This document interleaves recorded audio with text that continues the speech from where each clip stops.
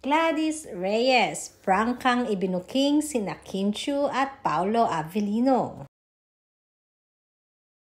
Hanggang ngayon ay madami pa rin ang hindi makaget over sa naging performance ng team ni Kim Chiu sa nakaraang magpasikat sa It's Showtime. Maging ang buong Showtime family nga ay hanga rin sa naging katapangan ni Kim sa mga naging stunt nito sa kanilang naging performance. At bilang isa sa nagiging judge sa It's Showtime, ay hindi rin mapigilan ni Gladys Reyes na mapahanga kay Kim Chiu.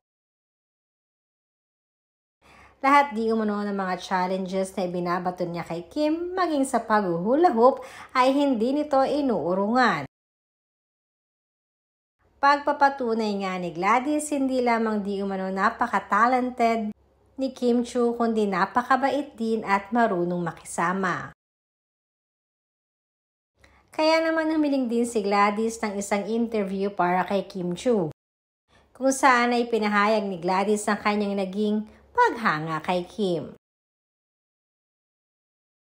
At maging ang love life ni Kim ay hindi rin nakaligtas at pabiro din itong hinalikwat. And at the same time, ay mapapansin din na nasa dressing room ni Kim Chiu si Paolo Avellino. Dahil habang ini-interview ni Gladys ay nahagip ito sa camera. Madaming mga Kim Pao fanatics ang nagsasabi na si Paolo ay talagang madalas na dumadalaw kay Kim sa set ng It's Showtime.